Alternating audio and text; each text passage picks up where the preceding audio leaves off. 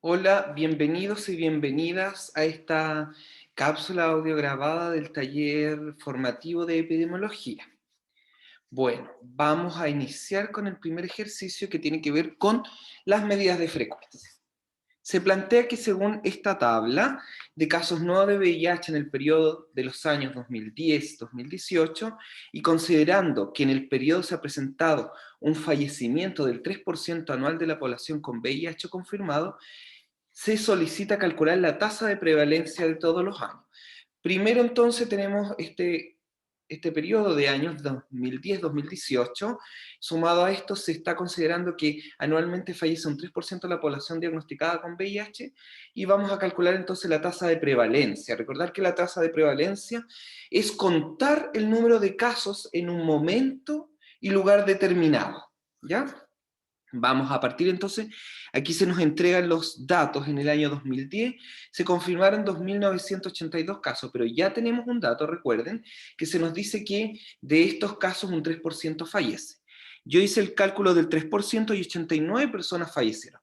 Por lo tanto, para calcular la prevalencia a finales de ese año, ¿cierto? Año 2010, debemos restar 2.982 menos 89.46, lo que nos da un total de 2.892.54 personas.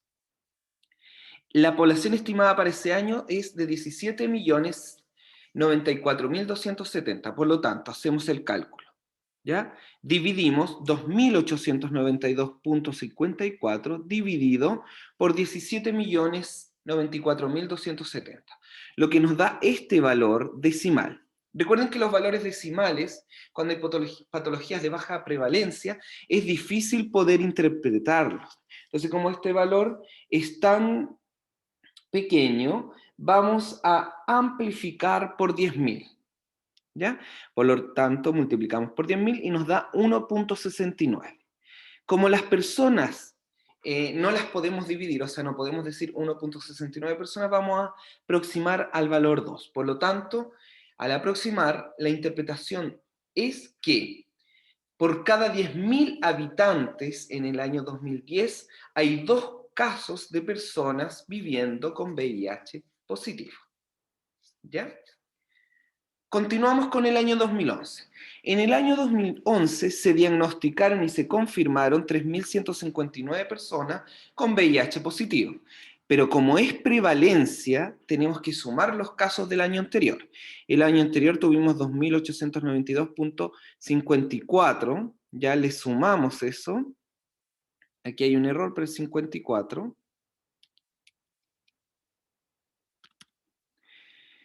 Y eso nos da un total de 6.051.43 casos acumulados. Pero recuerden que existe el dato de que tenemos un 3% de fallecimiento anual. Por lo tanto, este 3% lo calculamos y nos da 181.54. Por lo tanto, vamos a restar los casos, ciertos acumulados, año 2010, que es 2.892.54, más casos año 2011, 3.159, que nos da un total de 6.051.43, menos este 3% de fallecimiento, 181.54. Por lo tanto, los casos para calcular la prevalencia en el año 2011 es un total de 5.879.89. Esto lo dividimos por la población estimada y nos da nuevamente este valor decimal. Pero amplificamos por 10.000 y nos da 3.4. No podemos aproximar, ¿cierto? Porque da 3.4 y hablamos de 3 personas. La interpretación de esto es que por cada 10.000 habitantes hay 3 personas diagnosticadas con VIH positivo. Bueno, y así sucesivamente se va a ir calculando los casos del año más los casos del año anterior, multiplicamos por el 3%, ¿cierto?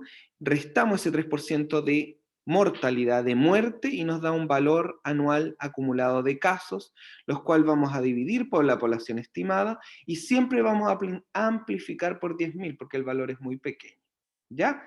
Y vamos a aproximar si corresponde o no. Por lo tanto, la interpretación de todos estos valores, recuerden, es por cada 10.000 personas, en este caso, año 2015, 11 personas viviendo con VIH. ¿Ya? Esa es la idea. Entonces, que puedan revisar el ejercicio.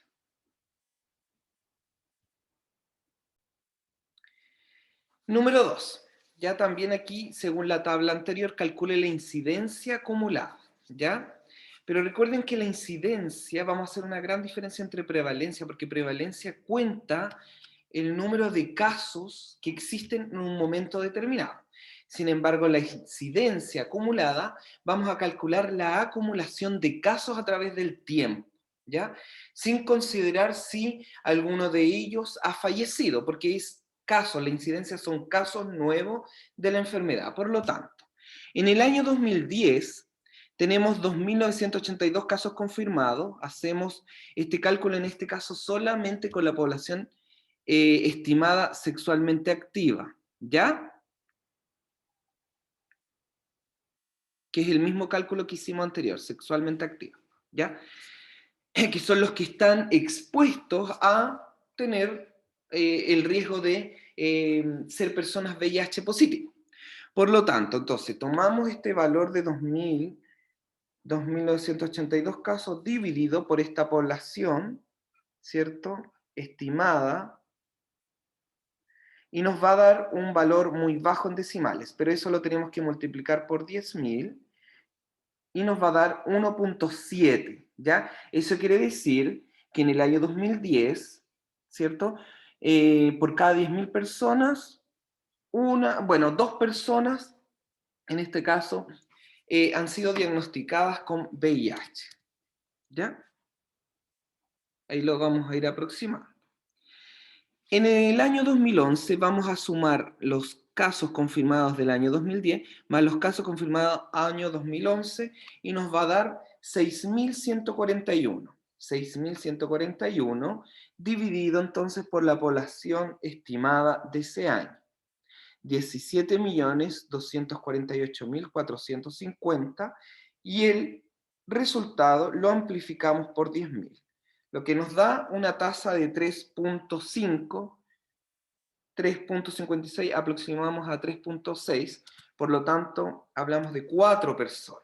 Por lo tanto, entre el año 2010 y 2011 tenemos una tasa de incidencia acumulada de 4 personas por 10.000, es decir, por cada 10.000 personas, 4 han sido diagnosticadas con VIH.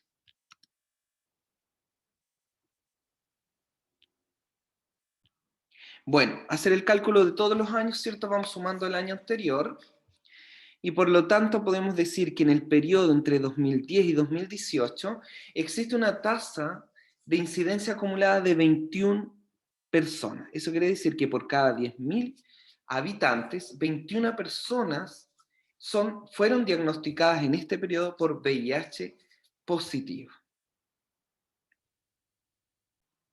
Continuamos con el ejercicio número 3. Dice, se realiza un estudio en un grupo de 100 adolescentes sobre consumo de tabaco en 3 años. Al finalizar se identifica que 50 consumen tabaco. En el primer año, 20 personas confirmaron su consumo, en el segundo 15 y al tercero 15. Durante el periodo, en el primer año se trasladan 3 estudiantes, el segundo 10 y el tercero 15. Calcular entonces la tasa de incidencia. Yo acá presento los datos de acuerdo a los años. En el primer año tuvimos 20 estudiantes que iniciaron su consumo de tabaco, más 3 que se trasladaron. Por lo tanto, un total de 23 estudiantes tenemos que restarlos del 100. ¿Ya? Aquí es 100. 100 estudiantes menos 23, que son estos los que iniciaron el consumo del tabaco, más 3 que se fueron, nos quedan 23. Por lo tanto, restamos 100 menos 23, nos da 77 estudiantes que continúan en el estudio y que no han iniciado el tabaco. Por lo tanto, está acá en el ejercicio. La incidencia son 50 casos al tercer año. Tenemos acá 77 casos. Segundo año, 15 personas iniciaron el consumo de tabaco y 10 se trasladaron. Por lo tanto, tenemos que restar 25 estudiantes de la muestra que está expuesta o riesgo de iniciar el consumo de tabaco. Por lo tanto, nos da 52. Este valor yo lo obtuve de los 77 estudiantes del primer año, menos los 25 estudiantes que sacamos del estudio porque ya están consumiendo tabaco y otros 10 que se fueron. Por lo tanto, me quedan 52 estudiantes expuestos al inicio del consumo del tabaco en el segundo año. Y aquí está, 52 estudiantes por 2. Por último, en el tercer año tenemos 15 estudiantes que iniciaron el consumo del tabaco y 10 se trasladan. Nuevamente 25 estudiantes tenemos que restar de nuestra muestra que está expuesta al inicio del tabaco. Por lo tanto, son 52 estudiantes que me quedaban del año anterior, menos 25 me da 27 estudiantes. Por lo tanto, 27 estudiantes al finalizar el tercer año estuvieron expuestos al riesgo de consumo de tabaco, pero no lo hicieron. Por lo tanto, al realizar todo este cálculo, 77 por 1 más 52 por 2 más 27 por 3 me da 0.19 personas año. Pero este elemento o este número es difícil de interpretar, por lo tanto yo lo voy a amplificar por 100. Por lo tanto me dice que 19 personas año, ¿ya? Iniciaron el consumo de tabaco. O sea, 19 personas de esta muestra. Ahora, para ejemplificarlo mejor, vamos a multiplicar este 0,19 que nos dio de la incidencia por los 3 años de exposición que estuvo las personas o los estudiantes. Eso nos da un valor de 0,57, pero lo tenemos que amplificar por 100 para poder interpretar. Y me dice que 57 personas tienen riesgo en 3 años de iniciar el hábito tabáquico. Es parecido, ¿cierto?, a este valor de 50, pero esto es mucho más exacto, porque nosotros nos calculamos de acuerdo a la población que realmente estuvo expuesta, ¿ya? Entonces tenemos que siempre restar, cuando se nos pide calcular la tasa de incidencia, aquellas pérdidas de la muestra. Es decir, gente que abandonó el estudio, por ejemplo acá los estudiantes que se trasladaron, o personas que finalmente se les confirma su patología o inician este hábito tabáquico, ¿ya?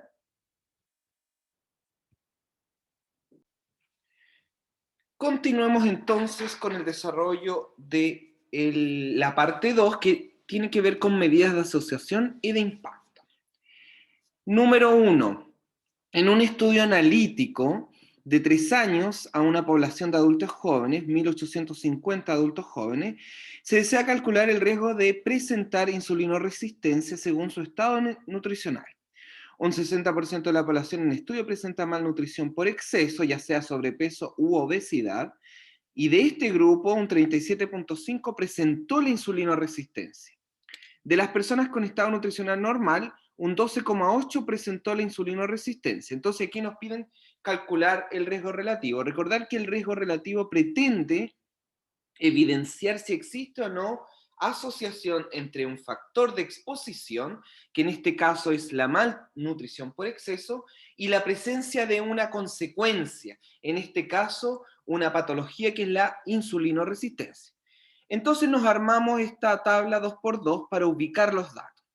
Vamos entonces en el lado izquierdo, ¿cierto? Vamos a poner los expuestos, es decir, los que tienen malnutrición por exceso, y los no expuestos, es decir, los que tienen estado nutricional normal. Acá arriba vamos a poner a los enfermos, es decir, los que presentan la enfermedad de insulinoresistencia, tanto en los expuestos como en las personas normales, de estado nutricional normal, perdón, y las personas que no enfermaron, ¿ya? Entonces, las fórmulas, bueno, haciendo este cálculo, perdón, acá nos dice que de estos 1850, un 60% de la población presenta malnutrición por exceso. Entonces, yo calculo del total 1850 por 60%, me da, calculemos, para que ustedes lo puedan hacer en sus casas, dijimos por 60%. 1.110 personas presentan malnutrición por exceso, ¿ya? Pero de este 60%, un 37.5% corresponde a 416.25, no vamos a aproximar, ¿ya? Por lo tanto, 416 personas tienen insulinoresistencia, ¿ya? Siendo personas con malnutrición por exceso. Ahí hacemos la resta de 1.110 menos 416, nos da 694. A su vez, de las personas que tienen estado nutricional normal, las 740 que yo lo obtuve, de 1850 menos las que tienen malnutrición por exceso, me queda un un valor de 740 personas.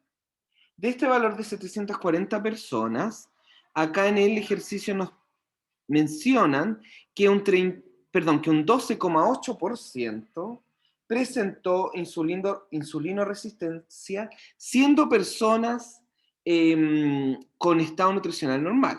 Por lo tanto, el valor que me da es 94,72, lo aproximo a 95. Hago la resta de 740 personas menos 95, me da 645. Aplico entonces la fórmula que yo se las mostré en la clase audio grabada, ¿cierto? Donde asignamos a cada cuadro una letra, la aplicamos y por lo tanto colocamos 416 personas con malnutrición por exceso que tienen la insulinoresistencia, dividido el total de las personas que tienen malnutrición por exceso. Y a su vez, tomamos las personas que tienen un estado nutricional normal, pero que desarrollaron la patología, la insulinoresistencia, que son 95, partido por las personas que tienen un estado nutricional normal, de 740, ¿ya? Y ese valor finalmente nos da 2,84. ¿Cómo se interpreta este dato? Que existe un riesgo de 2 veces más, o 2,84 veces más, de presentar insulinoresistencia en personas con malnutrición por exceso que en aquellas que tienen un estado nutricional normal, ¿ya? Por lo tanto, se considera un factor de riesgo por el valor, yo les dije, ¿cierto?, en la clase, que existe una asociación entre estar malnutrido por exceso y presentar insulinoresistencia. Ahora, ¿cómo explicamos estos 95 casos, ¿cierto?, de estado nutricional normal? Otros factores que pueden ser genéticos, no corresponde a estudiar, no se está estudiando en este estudio, ¿me entienden? Pero pueden ser otros factores, ¿ya? Bueno, el siguiente ejercicio. Considerando la misma población anterior, se nos informa que un 2% de la población con malnutrición por exceso abandona el estudio el segundo año y que ese mismo año el 4% de la población con malnutrición por exceso cambia su estado nutricional a normal. Calcule razón de tasas de incidencia. Recuerden que el cálculo de tasa de incidencia considera aquellas pérdidas de personas, en este caso, en el estudio, aquellos que se van, abandonan o fallecen, ¿ya? O cambian, en este caso, su estado nutricional, ¿ya? Entonces tenemos que la tasa de incidencia de los expuestos, ¿ya? Vamos a devolvernos un poquito en este cuadrito. La tasa de incidencia son los que realmente enfermaron de los mal nutridos por exceso, es de 416. Según lo que nos entregan estos datos, el primer año el mismo grupo de personas sigue expuesto. Bueno, yo hice aquí un recálculo porque había cometido un error, pero la tasa de incidencia de los expuestos, que en este caso son todos aquellos con malnutrición, se arma de la siguiente manera. Primero son los que fueron confirmados, ya 416 personas confirmadas. Esto vamos a dividirlo por 694 personas, ya, el primer año, porque no nos dice nada sobre el primer año. Entonces, de la resta de los total expuestos, ¿cierto?, y que tienen enfermedad, hacemos una resta y nos da 694, por lo tanto, 694 personas estuvieron expuestas durante un año. Sin embargo, en el segundo año ya nos dicen, ¿cierto?, como dice acá, un 2% de la población con malnutrición abandona, ¿ya? 14 personas abandonan el estudio y 28 cambian su estado nutricional en ese segundo año. Por lo tanto, 14 personas estuvieron expuestas solo 2 años, o estuvieron participando en el estudio, y 28 estuvieron 2 años en este grupo, pero cambiaron de estado nutricional. Por lo tanto, al final de los 3 años tenemos 1.110 menos las que enfermaron, menos las que se fueron, menos las que cambiaron su estado nutricional, por lo tanto nos quedan 644. Al hacer ese cálculo nos da 0,15. Vamos por la tasa de incidencia de los no expuestos. 95 de las personas con estado nutricional normal presentaron la insulinoresistencia, ¿ya? Por lo tanto, no se dice nada del primer año, ¿ya?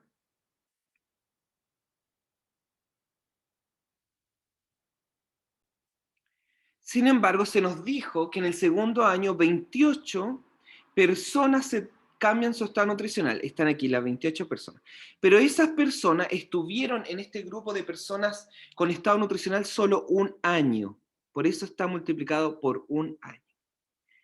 Ahora, estos 645 los obtuve del total de estado nutricional normal, 740, menos los 95 me da 645. Es decir, 645 personas estuvieron constantes durante los 3 años de estudio y no presentaron la insulinoresistencia. Por lo tanto, al hacer ese cálculo me da 0,05 personas año. La razón de tasa de incidencia coloca entonces, hace una relación entre la tasa de incidencia de los expuestos dividido la tasa de incidencia de los no expuestos, y esto nos da 0,15 dividido por 0,05, 2,5 personas año. ¿Ya? Esto quiere decir, ¿ya?, que nosotros habíamos hecho un cálculo anterior, ¿cierto?, de un riesgo de 2,84 veces más de presentar insulinoresistencia en aquellas personas con malnutrición por exceso que aquellas que son normales. Entonces el valor acá es muy parecido, solamente que es un dato más estricto porque descuenta de la población en estudio todas aquellas pérdidas, ¿ya? Los que, en este caso, los que cambiaron de estado nutricional y los que se fueron del estudio. Por lo tanto, podemos decir que hay un riesgo de 2,5 veces más por persona por año en aquellos con malnutrición por exceso de presentar insulinoresistencia de aquellos que tienen un estado nutricional normal. Ejercicio 3. En un estudio de casos y controles donde se desea identificar la asociación entre tabaco y CBO, CBO es síndrome bronquial obstructivo, se analizó una población de 1.800 personas, de las cuales 780 fumaban, y de esta un 45% presentó CBO, a lo menos un episodio, y de las que no fumaban presentó en un 38% CBO, a lo menos un episodio. Calcule el odds ratio entre casos y controles. Recordar que los casos y controles nosotros clasificamos a las personas en aquellos que tienen la enfermedad y en aquellos que no tienen la enfermedad, y hacemos un análisis de antecedentes hacia atrás, ¿ya? Por lo tanto, utilizamos nuevamente nuestra tablita 2x2, donde vamos a ubicar los datos. Bueno, primero el estudio tiene 1.800 personas, de las cuales 780 fumaban, ¿cierto? La exposición y el consumo del tabaco, y de esta un 45% presentó CBO, es decir, 351 personas que fumaron presentaron a lo menos un episodio de CBO. Hacemos la diferencia de los que fumaron, 429 no presentó algún episodio de CBO.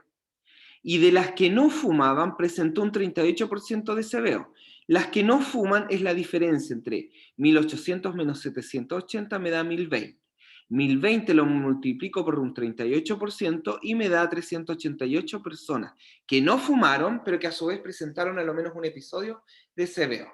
Y bueno, hacer la resta de 1.020 menos 388 me da 632 personas que no fumaban y no enfermaron. Bueno, esta es la fórmula del odds ratio, ¿ya? Recuerden que el odds ratio se utiliza para estos estudios de casos y controles, donde analizamos o vemos, por ejemplo, la revisión de una ficha clínica, que son antecedentes, vemos el pasado, ¿ya? Bueno, aplicamos A, que son los enfermos que estuvieron expuestos al tabaco, 351, dividido por todos los que fumaban. Después dividimos esa división por 429, que son los que fumaban pero no enfermaron, por el total de los que fumaban. Después dividimos por los que no fumaban, pero enfermaron igual, 388, por los que no fumaban, 1.020. Y después esto lo dividimos por 632 personas, que son personas que no fumaban y no enfermaron, partido por los que no fumaban. Después todo eso se transforma y nos da 1.3. La interpretación de este valor es que aquellas personas que fuman tienen un riesgo de presentar a lo menos un episodio de CBO, ¿ya? De 1.3 veces más que aquellas personas que no fuman. Es decir, si yo en el presente fumo, tengo una probabilidad de 1.3 veces más de presentar este síndrome bronquial obstructivo que aquellas personas que no fuman.